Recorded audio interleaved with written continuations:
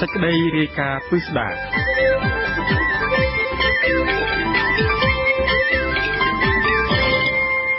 លោកនាងអ្នកស្ដាប់ជាទីមេត្រីអតីតមន្ត្រីជាន់ខ្ពស់នៅក្នុងព្រះបរមរាជវាំងលើកឡើងថារបបលោកហ៊ុនសែនបានព្យាយាមធ្វើវិសោធនកម្មច្បាប់និងរដ្ឋធម្មនុញ្ញដើម្បីពង្រឹងអំណាចរបស់ខ្លួនក្រោមរូបភាពអនុវត្តច្បាប់រីឯអ្នកច្បាប់ក៏លើកឡើងដែរថាលោកហ៊ុនសែនបានប្រើប្រាស់ច្បាប់មួយចំនួនដើម្បីយកព្រះមហាក្សត្រមកបម្រើនយោបាយរបស់ខ្លួនក្នុងការបន្តអំណាចទៅមុខទៀតអ្នកនាំពាក្យគណៈបកប្រជាជនកម្ពុជាបានបដិសេធថាការចោទប្រកាន់នេះគ្មានការពិតហើយអះអាងថារបបលោកហ៊ុនសែនគោរពព្រះមហាក្សត្ររដ្ឋធម្មនុញ្ញនិងអនុវត្តគោលការណ៍លទ្ធិប្រជាធិបតេយ្យពីរដ្ឋធានី Washington លោកទីនសាករាយាធ្វើសេចក្តីរាយការណ៍អ្នកជំនាញផ្នែកច្បាប់និងអតីតមន្ត្រីជាន់ខ្ពស់នៅក្នុងព្រះបរមរាជវាំងអះអាងថារបបលោកហ៊ុនសែនមិនត្រឹមតែប្រើប្រាស់ច្បាប់មួយចំនួនដើម្បីធ្វើទុកបុកម្នេញគណៈបកប្រឆាំងអង្គការសង្គមស៊ីវិលនិងស្ថាប័នព័ត៌មានឯករាជ្យប៉ុណ្ណោះទេសូម្បីតែព្រះមហាក្សត្រក៏របបនេះយកច្បាប់មកចងដល់សម្ពាធព្រះអង្គដើម្បីបម្រើមហិច្ឆតានយោបាយរបស់ខ្លួនដែរព្រះម្ចាស់ស៊ីសវត្តធម្មិកោអតីតទានប្រសាផ្ទាល់ព្រះបរមរតនកោដ្ឋនរោត្តមសីហនុមានព្រះរាជបន្ទូលថារដ្ឋធម្មនុញ្ញបានចែងអំពីព្រះរាជសិទ្ធិរបស់ព្រះមហាក្សត្រដូចជាព្រះមហាក្សត្រទ្រង់គង់ជាព្រះអធិបតីនៃឧត្តមក្រុមប្រឹក្សាការពារជាតិឧត្តមក្រុមប្រឹក្សានៃអង្គចៅក្រមដែលព្រះអង្គទ្រង់ជាព្រះប្រធានតែបែរជារបបលោកហ៊ុនសែនបានបង្កើតច្បាប់ដកព្រះរាជសិទ្ធិរបស់ព្រះអង្គទៅវិញលើសពីនេះទៀតព្រះរាជសិទ្ធិលើកលែងទោសក៏មានចែងនៅក្នុងរដ្ឋធម្មនុញ្ញដែរហើយរបបលោកហ៊ុនសែនបានបង្កើតច្បាប់ស្តីពីការរៀបចំពន្ធនាគារដែលចែងពីសិទ្ធិរបស់នាយករដ្ឋមន្ត្រីក្នុងការលើកលែងទោសនិងបន្ធូរបន្ថយទោសទាល់តែមានការស្នើសុំពីនាយករដ្ឋមន្ត្រីទៅវិញរដ្ឋធម្មនុញ្ញចែងច្បាស់ថាព្រះមហាក្សត្រមានសិទ្ធិលើកលែងទោសអ្នកមានទោសហើយនឹងខ្ញុំផ្ទាល់ខ្លួនខ្ញុំបានរៀបចំធ្វើរបាយការណ៍ទៅលោកជាច្រើនដងពាក់ព័ន្ធជាមួយអ្នកទោសដែលជាចាត់ទោសធ្វើអត់យុត្តិធម៌ដែលជាអ្នកទោសយុទ្ធនយោបាយអីដោយរញករណីកែមសារាជាដើមឆ្នាំ2003រឿងទាំងអស់ហ្នឹងគឺប្រកបណាលោកអត់មានសុំឲ្យអត់មានចាំឲ្យរដ្ឋាភិបាលស្នើលើកលែងទោសទេពេលចៅក្រមបានចេញសាលក្រមកាត់ទោសកែមសារានិងកាត់ទោសអ្នកដទៃទៀតគឺប្រកបណាព្រះមហាក្សត្រប្រកបណាព្រះវិរិយបិតាលោកបានចេញទៅរាជក្រឹត្យដើម្បីលើកលែងទោសអ្នកទាំងអស់នោះបានឆ្លើយតបនឹងការលើកឡើងនេះអ្នកនាំពាក្យគណៈបកប្រជាជនកម្ពុជាលោកសុកអេសានមានប្រសាសន៍ថាគណៈបកប្រជាជនកម្ពុជាគោរពព្រះមហាក្សត្រនិងរដ្ឋធម្មនុញ្ញលោកបញ្ជាក់ថាបន្ទូលរបស់ព្រះអង្គម្ចាស់ស៊ីសវត្តធម្មិកោមិនឆ្លុះបញ្ចាំងពីការពិតឡើយអានឹងមើលមែនតើមើលអានឹងកុំឲ្យធម្មិកោចេះតែនិយាយត្រឡប់ត្រឡិនអានឹងបកាច់បខូចនៅខ្លឹមសាររដ្ឋធម្មនុញ្ញមិនថាតាំងពីដើមមកតាមខ្ញុំចាំគឺថាមានសំណើពីនាយករដ្ឋមន្ត្រីអានឹងបានបកគោលណាលោកទ្រង់ឡាយបហលលេខាលើបរិយាក្រិតលើកលែងទោសមិនមែនព្រះអង្គចាប់ផ្ដើមលើកលែងទោសទេក៏ប៉ុន្តែសិទ្ធិព្រះអង្គមានសិទ្ធិឡាយបហលលេខាលើបរិយាក្រិតតាមសំណើរបស់នាយករដ្ឋមន្ត្រីទោះបីជាយ៉ាងនេះក្តីរដ្ឋធម្មនុញ្ញមាត្រា27ពុំមានចែងថាព្រះមហាក្សត្រលើកលែងទោសឬបន្ធូរបន្ថយទោសតាមសំណើរបស់នាយករដ្ឋមន្ត្រីទេគឺចែងត្រឹមថាព្រះមហាក្សត្រទ្រង់មានព្រះរាជសិទ្ធិបន្ធូរបន្ថយទោសនិងលើកលែងទោសតែប៉ុណ្ណោះក៏ប៉ុន្តែច្បាប់ស្តីពីការរៀបចំពន្ធនាគារបានបន្ថែមឃ្លាថាការលើកលែងទោសឬបន្ធូរបន្ថយទោសទាល់តែមានសំណើពីនាយករដ្ឋមន្ត្រីបន្ថែមពីនេះលោកហ៊ុនសែនធ្លាប់អះអាងថាការលើកលែងទោសឲ្យនរណាម្នាក់គឺអាស្រ័យលើចង់បិចរបស់លោកតែប៉ុណ្ណោះនិវិភាននយោបាយបណ្ឌិតឡើងមកឲ្យមានប្រសាសន៍ថាច្បាប់មួយចំនួនដែលបកប្រជាជនកម្ពុជាបង្កើតឡើងគឺរំលោភរដ្ឋធម្មនុញ្ញដូចជាច្បាប់ស្តីពីការរៀបចំពន្ធនាគារចែងពីការលើកលែងទោសតាមសំណើរបស់នាយករដ្ឋមន្ត្រីនេះជាដើមព្រោះថាការលើកលែងទោសឬបន្ធូរបន្ថយទោសមានតែព្រះមហាក្សត្រទេដែលមានព្រះរាជសិទ្ធិនេះបើយោងតាមការចែងនៅក្នុងរដ្ឋធម្មនុញ្ញមិនចាំបាច់ស្នើពីនាយករដ្ឋមន្ត្រីឡើយរដ្ឋធម្មនុញ្ញមាត្រា150ចែងថារដ្ឋធម្មនុញ្ញជាច្បាប់កំពូលនៃព្រះរាជាណាចក្រកម្ពុជាច្បាប់និងសេចក្តីសម្រេចទាំងឡាយនៃស្ថាប័នរដ្ឋនានាត្រូវស្របនឹងរដ្ឋធម្មនុញ្ញជាដាច់ខាតព្រះម្ចាស់ស៊ីសវត្តធម្មិកោបន្ថែមថារបបលោកហ៊ុនសែនមិនធ្វើតាមព្រះមហាក្សត្រនិងរដ្ឋធម្មនុញ្ញជាច្រើនទៀតដូចជាករណីបរិរងគ្រោះដីធ្លីដាក់ញត្តិថ្វាយព្រះមហាក្សត្រដើម្បីដោះស្រាយបញ្ហាចំនួនដីធ្លីជូនពលរដ្ឋនោះក៏ប៉ុន្តែក្រោយពេលព្រះមហាក្សត្របានបញ្ជូនទៅក្រសួងយុទ្ធភ័ពទីស្តីការគណៈរដ្ឋមន្ត្រីឬស្ថាប័នពាក់ព័ន្ធដទៃទៀតតែសំណុំរឿងចំនួនដីធ្លីមួយចំនួនរបបរបស់លោកហ៊ុនសែនមិនបានអនុវត្តដោះស្រាយជូនពលរដ្ឋឡើយនិវិភាគលើកឡើងថារបបលោកហ៊ុនសែនបានធ្វើច្បាប់និងវិសោធនកម្មច្បាប់មួយចំនួននឹងរដ្ឋធម្មនុញ្ញដើម្បីពង្រឹងអំណាចរបស់ខ្លួនតែប៉ុណ្ណោះមិនមែនអនុវត្តតាមខ្លឹមសារនៃរដ្ឋធម្មនុញ្ញឡើយដូចជាការពិពេលថ្មីនេះការបង្កើតច្បាប់ស្តីពីការរៀបចំ និងការប្រព្រឹត្តទៅនៃទីស្តីការគណៈរដ្ឋមន្ត្រីដោយផ្ដល់សិទ្ធិជូននាយករដ្ឋមន្ត្រីនិងការតែងតាំងមន្ត្រីរាជរដ្ឋាភិបាលជាដើមការធ្វើវិសោធនកម្មច្បាប់ស្តីពីការរៀបចំការបោះឆ្នោតច្បាប់ស្តីពីគណៈបកនយោបាយច្បាប់ស្តីពីការរៀបចំនិងការប្រព្រឹត្តទៅនៃគណៈកម្មាធិការជាតិរៀបចំការបោះឆ្នោតនិងច្បាប់ផ្សេងៗមួយចំនួនទៀត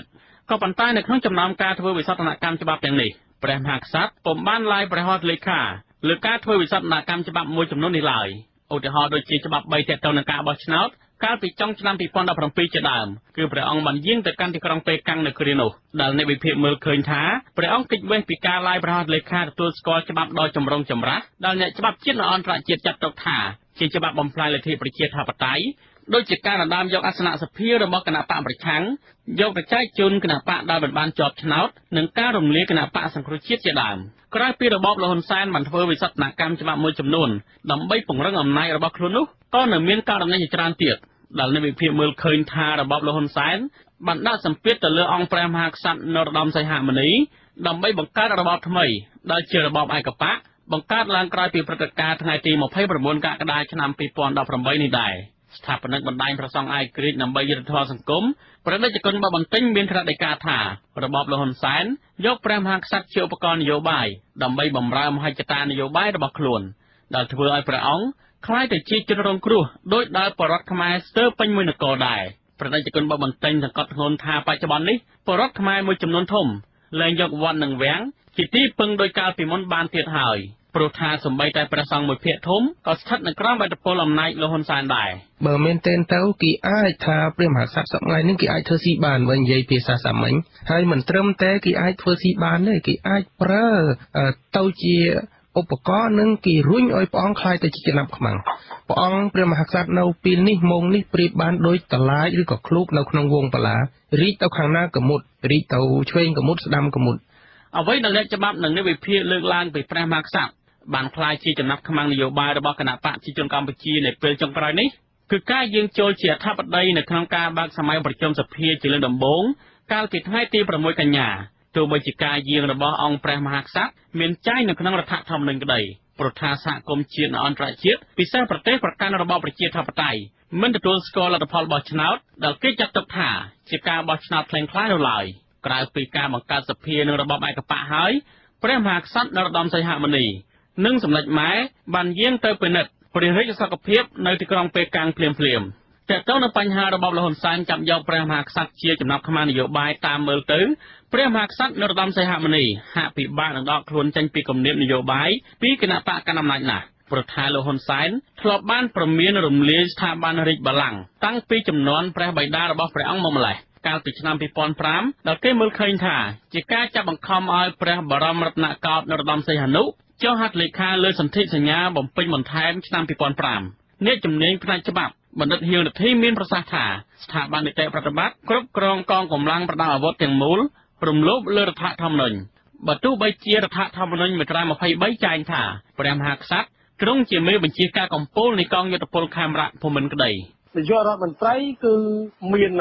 កងទ័ពនៅក្នុងដៃហើយរីឯរដ្ឋធម្មនុញ្ញមាត្រា23បានចែងថាព្រះមហាក្សត្រទ្រង់ជាមេបញ្ជាការកំពូលនៃកងយុទ្ធពលខេមរៈភូមិន្ទក៏ប៉ុន្តែវាមានចែងក្នុងរដ្ឋធម្មនុញ្ញតែរីឯកម្លាំងទ័ពយើងឃើញថានៅក្នុងដៃនាយករដ្ឋមន្ត្រីម្យ៉ាងវិញទៀតទាំងព្រះអង្គម្ចាស់ស៊ីសវត្ថធម្មិកោទាំងអ្នកច្បាប់បញ្យល់ថាមូលហេតុចម្បងដែលធ្វើឲ្យរបបលហ៊ុនសែនប្រើប្រាស់ស្ថាប័នព្រះរាជបល្ល័ង្កជាឧបករណ៍នយោបាយរបស់ខ្លួននឹងធ្វើវិសោធនកម្មច្បាប់ផ្សេងៗរំលោភលើរដ្ឋធម្មនុញ្ញម្ដងហើយម្ដងទៀតនេះដោយសារតែក្រមប្រឹក្សាធម្មនុញ្ញជាស្ថាប័នធម្មនុញ្ញមានសមត្ថកិច្ចធានាការពារការគោរពរដ្ឋធម្មនុញ្ញបកស្រាយរដ្ឋធម្មនុញ្ញនិងច្បាប់ដល់សភាប្រសិទ្ធិបានពិនិត្យនិងអនុម័តនោះគឺសមាជិកទាំង9រូបនៃស្ថាប័ននេះភាគច្រើនជាសមាជិកមកពីគណៈបកប្រជាជនកម្ពុជាដែលមិនឈរលើគោលការណ៍ឯករាជ្យខ្ញុំទីនសាការីយ៉ាអាស៊ីសេរីពីរដ្ឋធានី Washington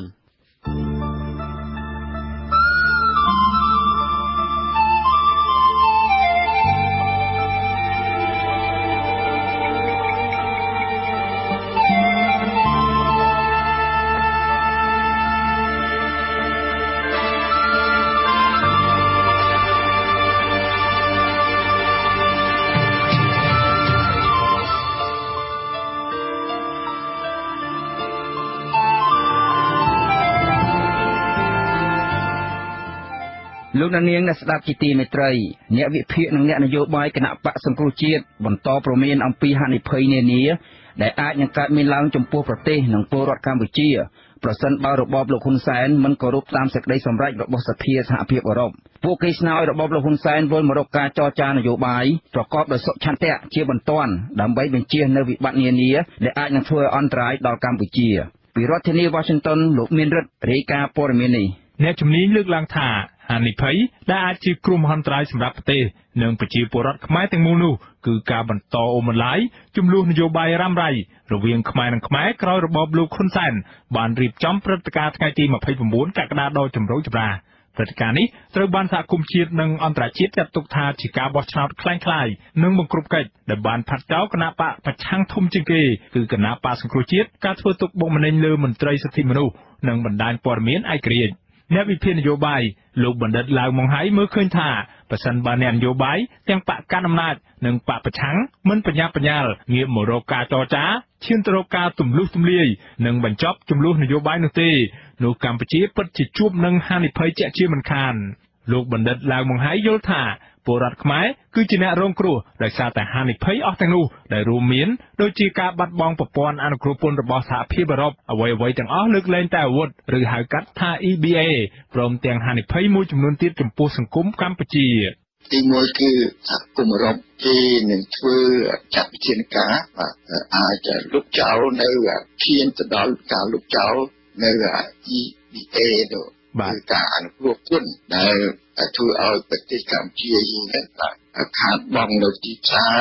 ផលិតផលរបស់ប្រទេសកម្ពុជាយើងហើយទីពីរគឺគេដាក់ទណ្ឌកម្មទៅដល់គ្រួសារផ្ទាល់នោះដែលគេថាទទួលខុសត្រូវក្នុងការរំលាយគណៈបកសង្គ្រោះ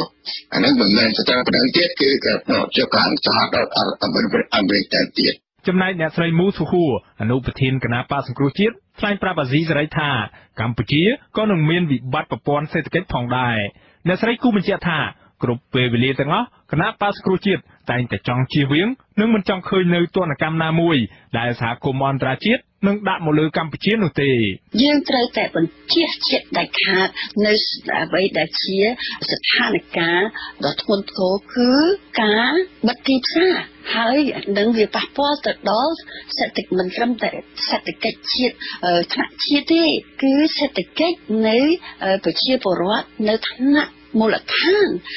កម្មករកម្មការិនីរបស់យើង70ម៉ឺននាក់នេះគាត់ចិញ្ចឹមឪពុកម្ដាយរបស់គាត់តែត្រូវការសងបំណុលតែរកទទួលទាននៅតាមរោងចក្រចិត្តលក់ដូរចិត្តខាងទាំងប្រមាណហ្នឹងរាប់លានអ្នកបើយើងគិតទៅបើសិនជាមានការប៉ះពាល់ដូចនេះហើយបានខ្ញុំនិយាយអំពីចាត់វិធីរោគដំណោះស្រាយដើម្បីជាតិទាំងមូលមិនមែនសម្រាប់គណៈបកណាមួយទេហើយយើងត្រូវគិតអំពីជីវភាពរស់នៅប្រចាំថ្ងៃនៃប្រជាពលរដ្ឋយើងសភាអឺរ៉ុបកាលពីថ្ងៃទី13ខែកញ្ញាបានអនុម័តសេចក្តីសម្រេចចុងក្រោយមួយលេខ 2018/2842 RSP ទាមទារឲ្យអាជ្ញាធរកម្ពុជាទម្លាក់ចោលនៅរាល់បទចោទប្រឆាំងនឹងមេដឹកនាំគណៈបក្សសង្គ្រោះជាតិគឺលោកកឹមសុខានិងអំពាវនាវឲ្យមានការដោះលែងរូបលោកឲ្យមានសេរីភាពឡើងវិញជាបន្ទាន់និងដោយឥតលក្ខខណ្ឌសភាអឺរ៉ុបក៏បានអំពាវនាវដូចគ្នាចំពោះករណីអ្នកនយោបាយដទៃទៀតរួមទាំងលោកសំរងស៊ីផងដែរ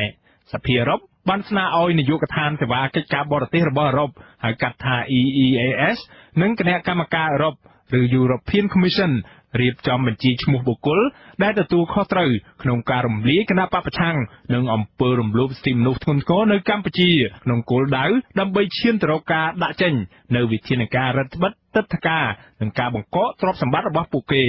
ជាមួយគ្នានេះដែរតំណាងជាន់ខ្ពស់របស់សហភាពអឺរ៉ុបទទួលបន្ទុកកិច្ចការបរទេសនិងគោលនយោបាយអ្នកស្រី Federica Mogherini បានជំរុញឲ្យអ្នកនយោបាយខ្មែរងាកមករកកិច្ចសន្ទនាដើម្បីឈានទៅរកដំណោះស្រាយនយោបាយនាពេលខាងមុខក្នុងសន្ទរកថារបស់អ្នកស្រីនៅក្នុងសម័យប្រជុំរបស់សភាអឺរ៉ុបនោះអ្នកស្រី Federica Mogherini នៅតែបន្តគូបញ្ជាក់អំពីជំហររបស់សហភាពអឺរ៉ុបមិនអាចទទួលយកបានចំពោះភាពស្របច្បាប់នៃរបបថ្មីរបស់លោកហ៊ុនសែននេះទេអ្នកស្រីជំរុញឲ្យអាជ្ញាធរកម្ពុជាទម្លាក់ចោលនៅរាល់បទចោទទាំងអស់ប្រឆាំងអ្នកនយោបាយបកប្រឆាំង លោកចៅការហាម5លើមន្ត្រីជាន់ខ្ពស់គណៈបក្សគ្រូជាតិទាំង118រូបនិងផ្ដល់នីតិសម្បទាឡើងវិញដល់មន្ត្រីមូលដ្ឋានគណៈបក្សគ្រូជាតិជាប់ឆ្នោតចំនួន5007រូបអ្នកស្រីក៏បានអំពាវនាវឲ្យរបបលោកហ៊ុនសែនត្រូវតែធានានឹងការវិលត្រឡប់មកកាន់ប្រទេសកម្ពុជាឡើងវិញប្រកបដោយសុវត្ថិភាពរបស់មន្ត្រីនយោបាយគណៈបកប្រឆាំងសកម្មជនអង្គការសង្គមស៊ីវិលនិងអ្នកការពារសិទ្ធិមនុស្សដែលបាននិរទេសខ្លួនទៅក្រៅប្រទេសដើម្បីបញ្ជៀសពីការចាប់ខ្លួនណាមួយនោះសំខាន់ជាងនេះអ្នកស្រី Federica Mogherini បានសង្កត់ធ្ងន់ធ្ងរថាច្បាប់និងបទបញ្ញត្តិនានាដែលបានតាក់តែងនិងបង្កើតឡើងក្នុងគោលដៅរដ្ឋបិទគណៈបកប្រឆាំងនិងសង្គមស៊ីវិលទាំងនេះត្រូវតែធ្វើការសាររើឡើងវិញនិងធ្វើការកែសម្រួលផងដែរភ្លាមក្រោយពីការអនុម័តសេចក្តីសម្រេចរបស់សហភាពអឺរ៉ុបនិងការអំពាវនាវរបស់មន្ត្រីតំណាងជាន់ខ្ពស់សហភាពអឺរ៉ុបនេះមន្ត្រីនាំពាក្យគណៈបកប្រជាជនកម្ពុជាថ្លែងប្រាប់អាស៊ីសេរីថាគណៈបករបស់លោកមិនបានទាត់ចោលកិច្ចចរចានយោបាយណាមួយនោះឡើយដែលនេះទំនងជាការបន្ទន់អេរយាប័តមួយជំហានទៀតរបស់គណៈបកកណ្ដាលអំណាចខ្ញុំមិនបាននិយាយថាមិនចរចាទេក៏ប៉ុន្តែយើងខំពង្រឹងអធិបតេយ្យសិទ្ធិមនុស្សនិងពង្រឹងនីតិរដ្ឋនៅកម្ពុជាដើម្បីធានាឲ្យបាននូវសន្តិភាពស្ថិរភាពនយោបាយនិងសេចក្តីសុខសាន្តសានរបស់ប្រជាពលរដ្ឋកម្ពុជាជុំវិញចំហនៃការបើកភ្លើងខៀវមានការចរចានយោបាយរវាងខ្មែរនិងខ្មែរនេះអ្នកស្រីមូសុហួរថាគណៈបក្សសង្គ្រោះជាតិបានត្រៀមខ្លួនរួចជាស្រេចតាមរយៈការប្រកាន់យកជំហរខ្មែរតែមួយមិនចាត់ទុកខ្មែរណាជាសត្រូវនិងផលប្រយោជន៍ជាតិជាធំអ្នកស្រីថាគណៈបក្សសង្គ្រោះជាតិសាទរជានិច្ចប្រសិនបើមានការចរចាណាមួយមែននោះយើងនៅតែសូមឲ្យមានការចាប់ផ្ដើមដោយមានការដោះលែងលោកប្រធានកឹមសុខាជាប្រធាននៃគណៈបក្សសង្គ្រោះជាតិហើយបន្តទៅទៀតនោះគឺច្បាស់ណាស់លោកប្រធានគាត់ត្រូវការមានសហការីរបស់លោកដើម្បីធ្វើការងារដូច្នេះយើងខ្ញុំទាំងអស់គ្នា118នាក់នឹងចូលរួមជាមួយនឹងលោកប្រធានហើយដើម្បីទៅជជែកគ្នាជាមួយនឹងភាគីដែលយើងត្រូវជជែកគ្នាដោយយើងនិយាយជាថ្មីម្ដងទៀតខ្មែរតែមួយដើម្បីរកដំណោះស្រាយជូនប្រទេសជាតិយើងយ៉ាងណាក៏ដោយអ្នកស្រីមូសុខួរហាក់បង្ហាញនៅជំហរប្រយ័ត្នប្រយែងចំពោះការចរចាណាមួយនៅពេលខាងមុខនេះដោយអ្នកស្រីចង់ឃើញឲ្យមាននៅដំណោះស្រាយសម្រាប់ជាតិពិតប្រាកដមួយដែលធានានៅការមិនវិលមកវិញនៅវិបត្តិនយោបាយសារជាថ្មីនាពេលអនាគតទៀតនោះទេអ្នកស្រីចង់ឃើញឲ្យមានការចរចាមួយដែលមានលក្ខណៈដោយពេលមានកិច្ចព្រមព្រៀងសន្តិភាពក្រុងប៉ារីសដូច្នោះដែរដែលមានគណៈប្រតិភូមកពីគ្រប់ភាគីចូលរួមទាំងភាគីហត្ថលេខីកិច្ចព្រមព្រៀងនេះធ្វើជាសាក្សីឬអាជ្ញាកណ្ដាលផងដែរភាគីដែលគេបានជាហត្ថលេខីនៃកិច្ចព្រមព្រៀងទីក្រុងប៉ារីសមានតួនាទីដើម្បីឲ្យអ្វីដែលជាការសម្រេចក្រោយពីការជជែកហើយនឹងលក្ខខណ្ឌនៃការជជែកទាំងឡាយនេះក៏មានភាគីដើម្បីគេ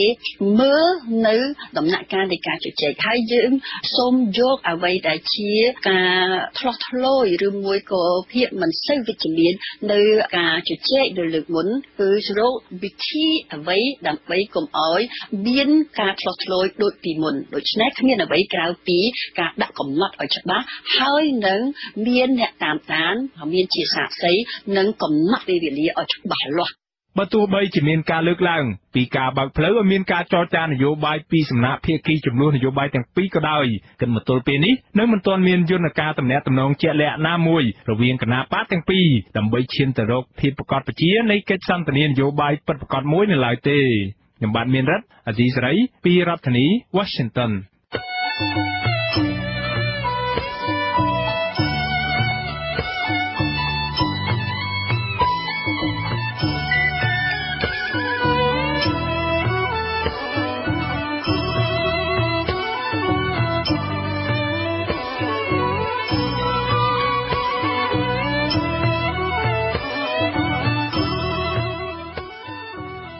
សហគមន៍ជនជាតិដើមភាគតិចនៅខេត្តរតនគិរី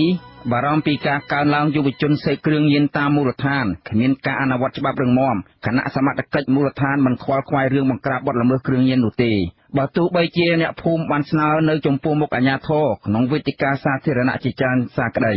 អ្នកភូមិថាយុវជនខ្លះធ្វើជាកម្មករដើម្បីរកប្រាក់ទិញគ្រឿងញៀនប្រើប្រាស់ប្រចាំថ្ងៃនិងមានកូនចៅអ្នកភូមិខ្លះទៀតបានខ្លាចជាអ្នកញៀនថ្នាំបង្កផលវិបាកច្រើនដល់សហគមន៍លោកសីបណ្ឌិតរាយការណ៍ព័ត៌មាននេះជនជាតិដើមភាគតិចរាយរស់នៅភូមិគងធំឃុំប៉ាតេស្រុកអូយ៉ាដាវអំពាវនាវឲ្យក្រសួងមហាផ្ទៃជួយទប់ស្កាត់ការប្រើប្រាស់គ្រឿងញៀន ដែលកំពុងហូរចូលទៅដល់ស្រទាប់យុវវ័យជនជាតិដើមភាគតិចគួរឲ្យព្រួយបារម្ភពួកគេក៏សម្គាល់ឃើញថារយៈពេល2ឆ្នាំចុងក្រោយនេះយុវជនជនជាតិដើមភាគតិចបានសេពគ្រឿងញៀនកាន់តែច្រើនឡើងហើយនៅពួកគេប្រើប្រាស់គ្រឿងញៀនយុវជនទាំងនោះបានប្រែអរិយាប័ត្រកោងកាចនិងលួចទ្រព្យសម្បត្តិឪពុកម្ដាយដើម្បីទិញគ្រឿងញៀនជនជាតិចារាយឈ្មោះរចំជើងឲ្យដឹងនៅថ្ងៃទី9កញ្ញាថាមន្ត្រីនគរបាលយុទ្ធភ័ណ្ឌមូលដ្ឋានមានភាពធូររលុងច្រើននៅក្នុងការអនុវត្តច្បាប់ចំពោះក្រុមក្មេងទំនើងដែលសេពគ្រឿងញៀននិងការចែកចាយគ្រឿងញៀនដោយសារតែមានអំពើពុករលួយលោកថាយុវជនប្រើប្រាស់គ្រឿងញៀនខ្លះបង្ហើបថាអ្នកចែកចាយគ្រឿងញៀនមានខ្នងបង្អែកជាមន្ត្រីនគរបាលនៅក្នុងមូលដ្ឋានដែលបណ្ដាលឲ្យគ្រឿងញៀនហូរចូលច្រើននៅក្នុងសហគមន៍បង្កផលប៉ះពាល់សពគ្រប់បែបយ៉ាងលោកបន្តថាសហគមន៍បានផ្ដល់ព័ត៌មានជូនដល់សមត្ថកិច្ចប៉ូលីសមូលដ្ឋានជាច្រើនករណីក៏ប៉ុន្តែក្រុមអ្នកប្រើប្រាស់គ្រឿងញៀនទាំងនោះមិនទាន់ត្រូវបានអនុវត្តច្បាប់នៅឡើយទេពួកខ្ញុំជាយុវជនបារម្ភណាស់ព្រោះគ្រឿងញៀនហូរចូលដូចជាទឹកទំនិញអញ្ចឹងពួកក្មេងៗខ្លះនឹងដល់ថ្នាក់លួចលុយឪពុកម្ដាយយុវជនខ្លះដល់ថ្នាក់ធ្វើកម្មករទៀតដើម្បីបានលុយប្រើប្រាស់ទិញអាហ្នឹងនឹងជាកត្តាមួយដែលយើងបារម្ភបំផុតបាទតែមិនខ្វាយខលរឿងហ្នឹងទេប៉ុន្តែបើជាខ្វាយខលតែរឿងឈើវិញនិយាយនៅប៉ុស្តិ៍ទៅចាប់តែរឿងឈើគេដាក់ឈើតែប៉ុណ្្នឹងទេបើថារឿងគ្រឿងញៀនគេមិនខ្វល់ខ្វាយនិយាយទៅគេអត់ស្ដាប់ទេហ្មងបរិសុទ្ធដដែលបន្ថែមថាអ្នកប្រើប្រាស់គ្រឿងញៀនខ្លះគឺអ្នកដឹកឈើតាមម៉ូតូនៅពេលយប់និងមានកម្មករចំណាក់ស្រុកខ្លះបាននាំគ្នាលួចជក់គ្រឿងញៀនជាញឹកញាប់នៅតាមចំការលោកបារម្ភថាបាតុភិបផ្លែកថ្មីនេះនឹងកើតមានកាន់តែច្រើននៅក្នុងសហគមន៍រួមមានករណីចោរកម្មអសន្តិសុខសង្គមប្រសិនបើសមត្ថកិច្ចមិនប្រញាប់បង្ក្រាបទេនោះយើងអត់ជឿជាក់លើសមត្ថកិច្ចទេព្រោះគាត់អត់ទៅខ្វាយខលរឿងហ្នឹងប៉ុន្តែប៉ូលីសហ្នឹងគាត់ថាចាប់ទៅខ្វាយពុកម្ដាយខំចាំទូពុកម្ដាយសិនមកឃុំប្រទេសហ្មងហើយរួមទៅមានជិះដូរទៀតក៏ឲ្យគេខ្វាយខលវោគេលើករហូតប៉ុន្តែប៉ូលីសថាចាំពេលក្រោយចាំមានច្បាប់ថ្មីមកទៀតហើយរួមទៅវិចារពេកដោយសារវិចារពេកបើថាមនុស្សពីរនាក់ហ្នឹងទៅគេមិនធ្វើខលប៉ុន្តែឥឡូវវិចារពេកអធិការស្រុកអូយ៉ាដាវលោកងួនដនធ្លាប់បានលើកឡើងនៅក្នុងវេទិកាសាធារណៈនៅចំពោះមុខសហគមន៍នៅក្នុងឃុំប៉ាតេថាប្រសិនបើសមត្ថកិច្ចជំនាញអនុវត្តច្បាប់លើអ្នកប្រើប្រាស់និងចែកចាយគ្រឿងញៀនគ្រប់ជ្រុងជ្រោយនោះគឺគ្មានគុកសម្រាប់ដាក់នោះទេប្រជាសហគមន៍បានប្រមាណថាយុវជនប្រើប្រាស់គ្រឿងញៀនមានអាយុចាប់ពី16ឆ្នាំដល់28ឆ្នាំប្រមាណ 70% គឺជាអ្នកប្រើប្រាស់គ្រឿងញៀនតាមរយៈអ្នកចែកចាយមកពីខាងក្រៅសហគមន៍និងក្នុងសហគមន៍ផងជនជាតិដើមភាគតិចម្នាក់ទៀតរស់នៅភូមិគងធំឃុំប៉ាតេថ្លែងក្នុងលក្ខខណ្ឌសុំមិនបញ្ចេញឈ្មោះបានឲ្យដឹងថាអ្នកភូមិអស់ភាពជឿជាក់លើសមត្ថកិច្ចនៅក្នុងមូលដ្ឋានដោយសារតែសមត្ថកិច្ចខ្លះយល់ញៀតឃ្លាតច្បាប់មិនហ៊ានបង្ក្រាបដោយខ្លាចក្រែងប៉ះពាល់អារម្មណ៍ប្រជាពលរដ្ឋលោកថាអាណាព្យាបាលខ្លះបានត្អូញត្អែពីផលលំបាកច្រើននៅក្នុងពេលដែលកូនចៅរបស់ខ្លួនបានញៀនគ្រឿងញៀនហើយបានខ្លាចទៅជាក្មេងទំនើងលួចទ្រព្យសម្បត្តិនិងកិច្ចសាលាជាដើមពួកគាត់ក៏ចង់ឲ្យសមត្ថកិច្ចមានវិធានការច្បាប់និងអប់រំកែប្រែកូនចៅរបស់ពួកគេដែរបងប្អូនខ្ញុំក្មួយខ្ញុំក៏មានដែរអញ្ចឹងទុំគ្រួសារចិត្តផ្ទះខ្ញុំហ្នឹងក៏វាច្រើនដែរអញ្ចឹងណាបងប្អូនច្រើនដែរឥឡូវវាចាប់ដើមលុយពុំដែរអញ្ចឹងថាអាវ៉ាត់ស្បហ្នឹងវាអត់មានតឹងរឹងប្រហែលទេអត់ធូរមែនទែនហ្មងអញ្ចឹងណាបងហើយណាមួយក្មេងប្រើប្រាស់ហ្នឹងទៅជាអនាគតផ្សាយពេកបងអនុប៉ុស្តិ៍នគរបាលឃុំប៉ាតេលោករចំវត្តទទួលស្គាល់ថាពិតជាមានអ្នកប្រើប្រាស់គ្រឿងញៀននៅក្នុងមូលដ្ឋានរបស់លោកពិតមែនក៏ប៉ុន្តែសមត្ថកិច្ចបានប្រឹងប្រែងបង្ក្រាបបានច្រើនករណីហើយកន្លងមកលោកថាទីតាំងអ្នកប្រើប្រាស់គ្រឿងញៀនគឺនៅតំបន់ឆ្ងាយខ្លះក្នុងព្រៃធំទូលាយមិនអំណោយផលសម្រាប់សមត្ថកិច្ចចុះបង្ក្រាបអ្នកប្រើប្រាស់គ្រឿងញៀននោះបានទេលោកបន្ថែមថាយន្តការថ្មីដែលសមត្ថកិច្ចទើបតែអនុវត្តគឺអញ្ជើញយុវជនទាំងអស់នៅក្នុងមូលដ្ឋានមកធ្វើតេស្តទឹកនោមរកសារធាតុញៀនបើរកឃើញថាមានសារធាតុញៀនមែននោះសមត្ថកិច្ចនឹងអនុវត្តនីតិវិធីច្បាប់លោកថាវិធានការអប់រំតាមសហគមន៍គឺអាជ្ញាធរតែងតែអនុវត្តជាញឹកញាប់ដើម្បីទប់ស្កាត់ការប្រើប្រាស់គ្រឿងញៀនខុសច្បាប់អាចផ្សព្វផ្សាយដល់រៀងរាល់ចុះទៅវេទិកានៅក្នុងភូមិចុះជុំទាំងឡាយមេឃុំយើងប្រាប់មេភូមិឥឡូវខាងប៉ុស្តិ៍របស់ខ្ញុំយើងគឺជាហៅកូនគេណាហៅមកឲ្យគេមកយើងខិតតែទៅនោះ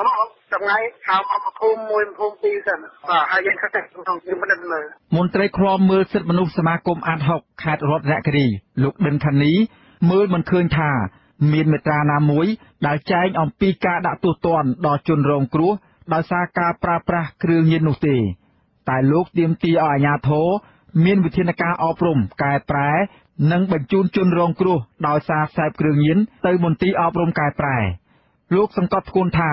អាជ្ញាធរជំនាញគួរតែចាត់វិធានការជាបន្ទាន់ចំពោះអ្នកដែលចែកចាយគ្រឿងញៀននិងអ្នកជួញដូរដើម្បីកុំឲ្យរីករាលដាលកាន់តែធ្ងន់ធ្ងរទៅជាពិសេសត្រូវពង្រឹងប្រព័ន្ធការអនុវត្តច្បាប់និងអប់រំផ្សព្វផ្សាយពីផលវិបាកនៃការប្រើប្រាស់គ្រឿងញៀនឲ្យបានទូលំទូលាយបន្ថែមទៀតខ្ញុំយល់ឃើញថាករណីបែបហ្នឹងអាជ្ញាធរគួរតែមានចំណាត់ការបន្ទាន់ឲ្យវារាលដាលកាន់តែធ្ងន់ធ្ងរទៅដែលធ្វើឲ្យប៉ះពាល់ដល់សណ្ដាប់ធ្នាប់សាធារណៈដែលធ្វើឲ្យប៉ះពាល់ដល់សន្តិសុខ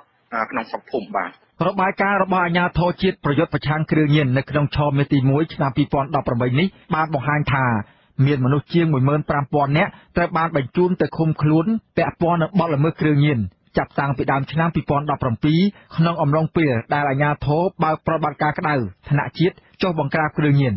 ចំនួនអ្នកជាប់ឃុំនិងអ្នកប្រើប្រាស់បានកើនឡើងយ៉ាងគំហុកនេះធ្វើឲ្យមានភាពចង្អៀតណែននៅក្នុងពន្ធនាគារ